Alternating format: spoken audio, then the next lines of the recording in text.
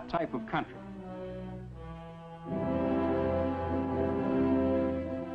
As a second line of defense, Pakistan has encouraged voluntary enlistments in its National Guard, equipped and trained under the supervision of the Pakistan Regular Army.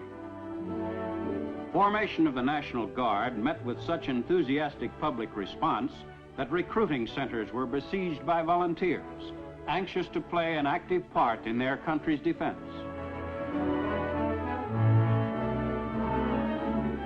A women's branch of the National Guard was also formed to be put into service in case of a national emergency. Volunteers in these units perform their military duties with determination and spirit.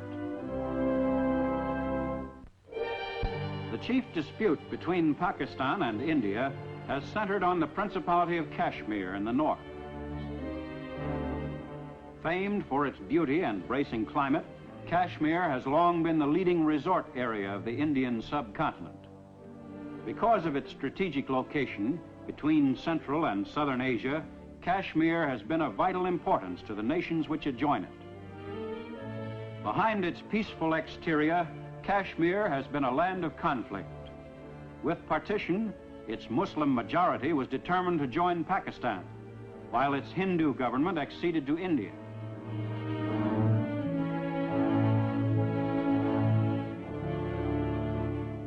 After months of military operations for control of the area, a ceasefire agreement between Pakistan and India was put into effect in January 1949 through the United Nations.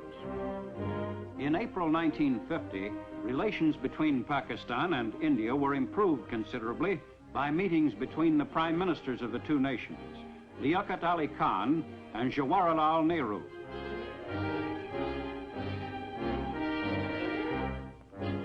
Disputes over the disposition of territory are not the only perplexing questions.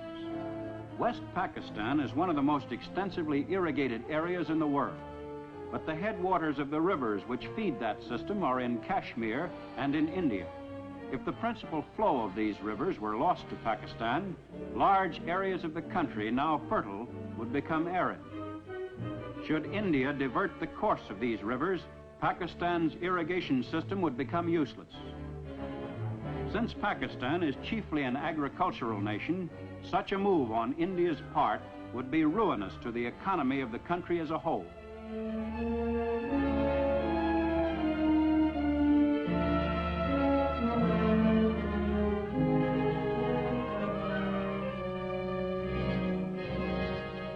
Farming is the main occupation of the Pakistani. About 90% of the people are engaged in cultivation of the land or in animal breeding. Pakistan's farmers, most of whom own the land they work, are now being advised by the government on modern techniques, but in general, they still use time-honored methods and ancient implements.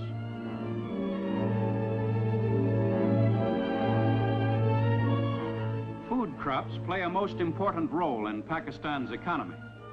Wheat is the principal food crop of West Pakistan, which raises 99% of Pakistan's total of more than 3 million tons a year. This production is more than sufficient for the needs of the entire country, and the balance of the crop, some 600,000 tons, is available for export.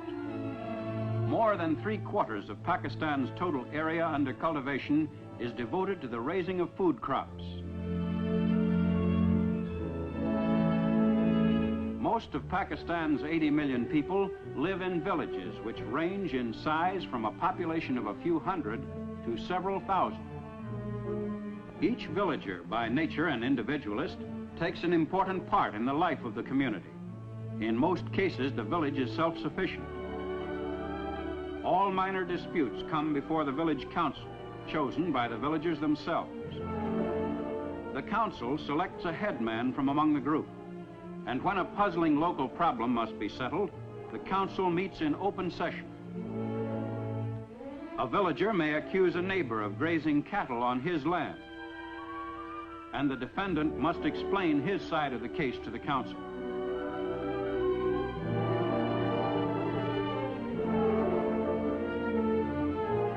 The young nation's concern for its people is everywhere apparent.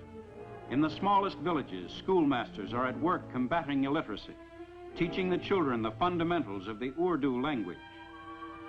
For Pakistan is determined that future generations shall be educated to assume the responsibilities of citizenship.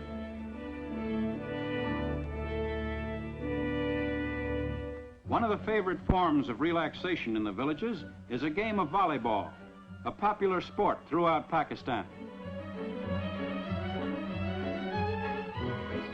There are few villages which cannot field a good team.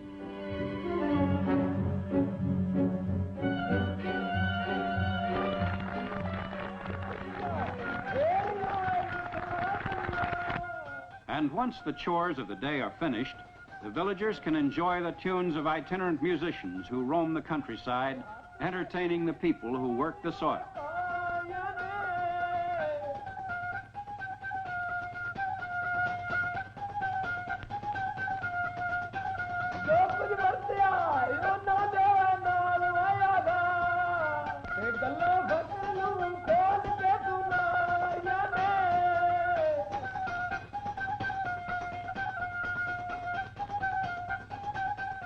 Jute is the most important non-food crop, the principal source of financial income to East Pakistan. Called the golden fiber of Pakistan, jute is used for sacking and in carpets, linoleum, and upholstery. More than 3/4 of the world's supply of jute is raised in East Pakistan. Because the nation was left without a jute mill when British India was partitioned, the fiber could not be processed in Pakistan. Pending the construction of mills, Pakistan exports the raw fiber. All of East Pakistan's exports are funneled through the deep-water port of Chittagong on the Bay of Bengal. Through this port are routed also all shipments bound for West Pakistan, the only surface supply route between the two sections of the country. At Karachi, principal port of West Pakistan on the Arabian Sea, the ships of the great maritime nations discharge their cargoes of machinery.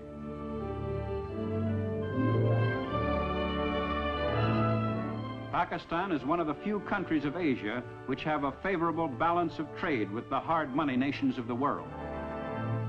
For despite the large quantities of machinery and other goods entering the country, Pakistan's exportable surplus of jute, cotton, wheat, and other products more than offsets the value of its imports. Transportation facilities to the interior are being improved steadily. Track trains like the Pak Mail Express link the major cities of Karachi, Lahore, and Peshawar.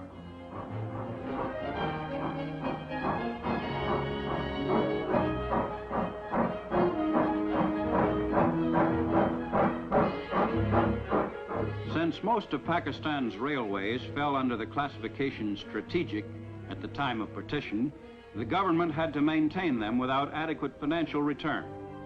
But the difficult period ended after some 7 months, and today the railways are on a sounder operating basis than ever before. The railway repair shops are busy converting coal-burning locomotives to diesel-type engines, for Pakistan is short of coal and oil is cheaper and more readily available.